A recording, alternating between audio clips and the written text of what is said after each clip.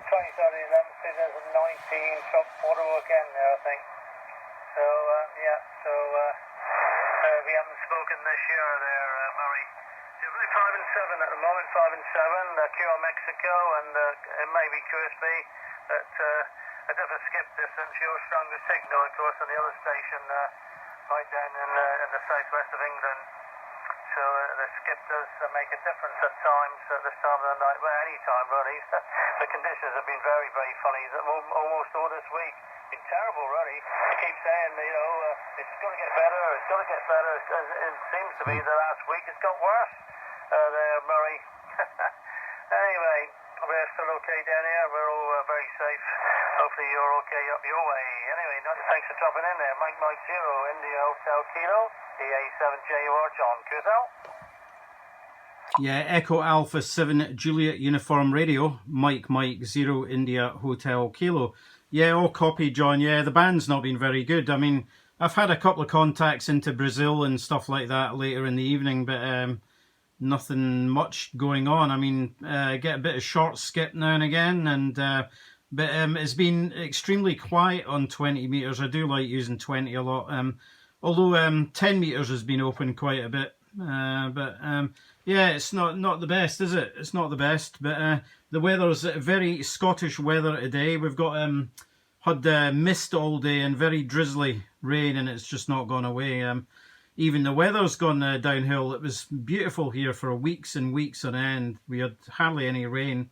It was just brilliant weather, and the last sort of 2, maybe 3 weeks, it's sort of been a bit unsettled.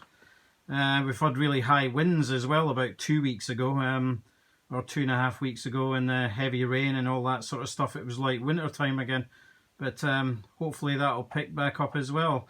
Yeah, they're starting to relax the rules up in Scotland a bit with the lockdown, but compulsory to wear face masks in Scotland, but not in England at the moment. I think they're supposedly bringing that in down south, but it's a bit late really. But up here they've been a bit stricter.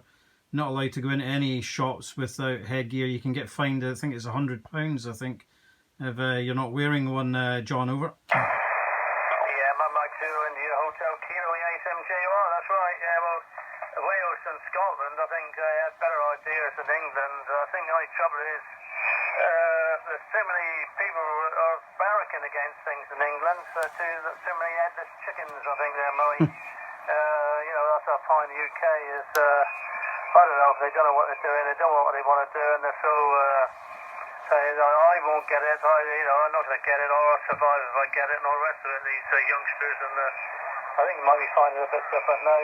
The trouble is, after those sort of people, I don't think they really watch the news, or see what coronavirus can do to you. If you really know what coronavirus does to you, or what they do to you when you've got it, they wouldn't want to go out the front door there, Murray. I think that's the point. I perhaps you do with watching lots of things about news and stuff about the virus, but then when somebody put a thing on iPhone thing, right, she must have been medical and known medical people, and of course they were saying all the right things I knew anyway, and they're still saying other things I didn't really know. Well, let's say you don't envisage it until you're told it or just read it. And if people in England wouldn't go out the front door if they read that, I'll tell you half of them. They're completely brainless, of course, but there again, you've got to go out to work. You've got to work, that's an unfortunate thing, and there's going to be a lot of unemployment, I think, later on, because the government can't afford to keep paying people to do nothing. They've got to try and get people back to work to get the economy going, hopefully. So it's either kill a few more thousand off and work, there's nothing much you can do about it. And old Boris there, he's a bit nondescript half the time, unfortunately, but I think there's too many people against him saying what he wants to say, probably. But there again, he's putting it now to local authorities to either do this or do that, because a lot of local authorities are barracking about him, shutting them down. And he says, right, well, if you want to do, you have the authority, so it takes it off my hands there, Murray QSL. Yeah, QSL, John, Echo Alpha 7 Juliet Uniform Romeo. This is Mike 0 India Hotel Kilo. Yeah, it's Yeah, different rules. You know, it's one country, the UK, yet we've got Scotland, England, Northern Ireland, and Wales, and all doing different stuff. It's just madness. No consistency. I mean, there's no one stopping people coming over the border from down south or things like that. It's just crazy. They need to be a bit stricter. I think. I was hearing you talking to the last contact you had there about how it's a bit stricter in Spain and they've got heavier fines out there. I think some of them need that here. Yeah, the coronavirus, it affects everyone differently. I mean, I think if you're fairly healthy and you've got a decent metabolism, you should be able to fight it off. But not everyone's like that, and I think some people get it worse than others. That I'm convinced.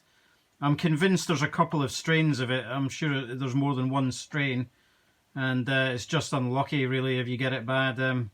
The guy right over the road from me, he died from it. His wife worked in a care home. She obviously contracted it and took it home because he stayed at home. He had type 2 diabetes. He was overweight. So he certainly wasn't as healthy as he could be. And seemingly he got over it. He thought he had got over it. And one night he was in his bed and he could hardly breathe. They called the ambulance, went into hospital. And I think 1 or 2 days later he was dead. And his wife must have been traumatized from that. I didn't really know them that well. I mean, they'd sort of moved in with sort of 6 months and I didn't really talk to them that much. And they were in a rental house over the road from me. And yeah, it's just amazing, you know, how some people can get it really bad and others don't. And the thing is, if you get it bad, you can end up getting scar tissue on your lungs. You know, which has got lasting effects. You know, you don't want to be getting scars on your lungs if you can help it. And it seemingly, I mean, that's what it does if you get it bad, John, over. Yeah, Mike 0 India Hotel Kilo, EA7JUR. Yeah, that's right, Murray. It does all sorts of things. It gets everywhere in the body and bugs up the whole of your body, all different organs and different things. And I don't think even know whether you get over it, whether they think that you might re-emerge, you know, 6 months or a year's time. You know, I don't think you really know that because I suppose if a person has got it a second time, of course they could have caught it off somebody else. But there's lots of things they don't know about. As you say, it might be different strains as well, Murray. But yeah, it's a nasty, horrible thing. So I mean, I'm 78 and I wouldn't survive having it. Had a heart attack and got over a heart attack 15, 17 years ago, whatever it was.